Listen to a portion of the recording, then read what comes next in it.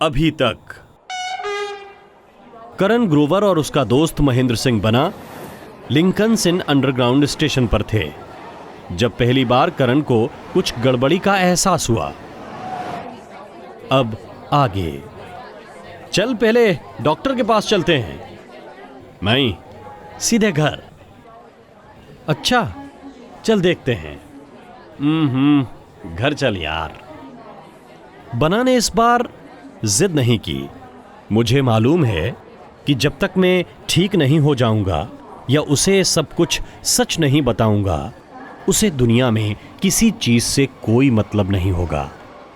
वो दोस्ती के लिए जान ले सकता है, मेरे लिए जान दे भी सकता है।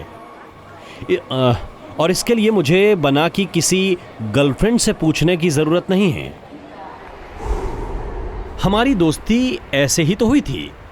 पहली ही बार में वो मेरे लिए जान देने पर उतारू हो गया था। पागल। हाँ, पहली ही बार में। बार में ही तो हमारी दोस्ती हुई थी ना। एकदम फिल्मी टाइप की दोस्ती।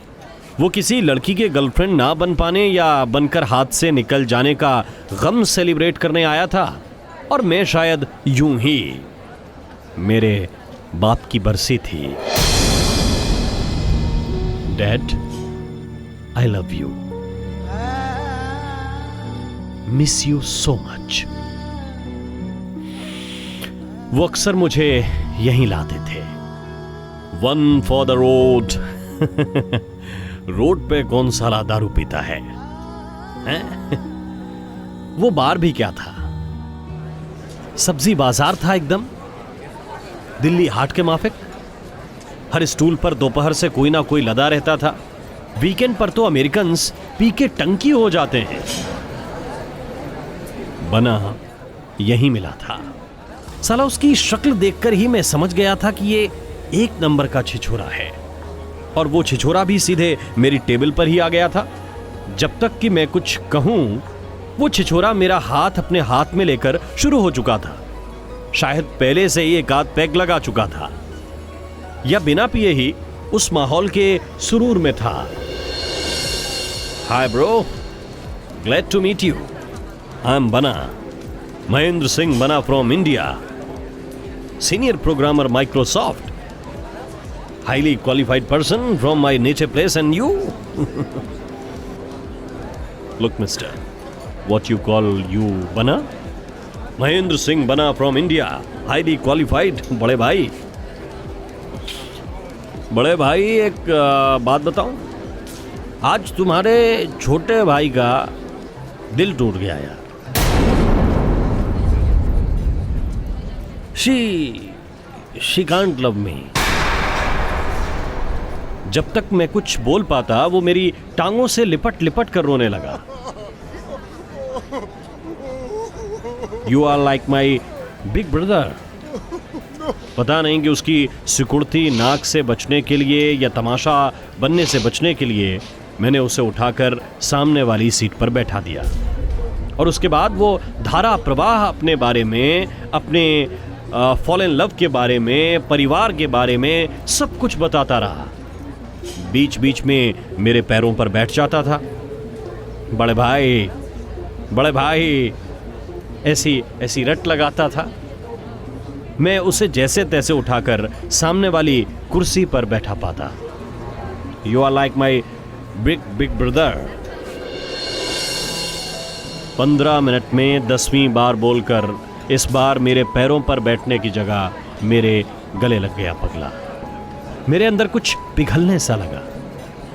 ऐसा लगा जैसे डैड से गले मिल रहा हूं। कुछ तो बात थी। डैड को जब मैं आखिरी बार गले मिला था, तब वो कैंसर की लास्ट स्टेज पर थे। हॉस्पिटल में ऑपरेशन के लिए जाते समय उन्होंने हाथ हिलाया था, बस ठीक वैसे ही जैसे ममा। खैर, इस पर फिर कभी बात करेंगे। अभी तो इस छिछोरे की बात कर रहा था मैं। उसकी नौटंकी खत्म होने का नाम ही नहीं ले रही थी। बड़े भाई, मैं आपसे कुछ नहीं पूछूंगा, लेकिन आपके आंसू बड़े कीमती हैं। इन्हें जमीन पे मत गिराइए। रो मत यार। वो बड़े अधिकार से मेरे आंसू पोंछ रहा था। मेरा दिल चाह रहा था कि फपक कर रो पड़ूं और उसके गले लग जाऊं। कमबख्त देसी अमेरिकन्स। लेकिन पिक्चर तो अभी बाकी थी मेरे दोस्त। हमारी दोस्ती की परीक्षा भी अभी बाकी थी। जब उस 6.5 फुटिया अमेरिकन ने अमरीश पुरी की तरह कहते हुए मुझे धक्का देकर मेरी कुर्सी छीन ली और वापस जाने लगा, तो वो मरियल सा बना उससे भिड़ गया। बाकी की कहानी तो आपने कई फिल्मों में देखी होगी, सो यहां रिपीट करने का कोई फायदा है नहीं। पहले मेरी ही आंख खुली थी। हम बार के बाहर पड़े हुए थे, वो सूजे हुए गालों के साथ और मैं अपने फटे हुए कोट के साथ। बेहोशी में भी उसके मुंह से साले हरामजादे, बड़े भाई की कुर्सी लौटा दे, इस तरह के डायलॉग निकल रहे थे। उसके हाथों में उस 6 फुटिया की शर्ट और पैंट का कपड़ा फंसा हुआ था। काफी जोर आजमाइश हुई थी। एक बार शायद वो कुर्सी छीन कर लाया भी था और फिर पूरी गैंग ने घेर कर हमारी जमकर धुलाई की थी। मुझे एक भी हाथ नहीं पड़ने दिया बनाने। डैड ऐसे ही एक बार मोहल्ले में भिड़ गए थे, जब कुछ लड़कों ने मेरा बैग छीनकर मुझे मारा था। उनके जाने के बाद तो बस अकेला तन्हा सा ही था मैं। हाँ, मतलब मिशेल को छोड़कर। बड़े भाई, अपना घर है या मेरे हॉस्टल चलोगे? बना उस रात मेरे घर आ गया, बाद में उसका सामान भी। उसके साथ ने मुझे डैड के गम से निकलने में मदद दी थी। और फिर मिशेल मेरी जिंदगी में आई। बना मेरे ही ऑफिस में था। बॉस थी मिशेल उसकी। मस्त जिंदगी चल रही थी।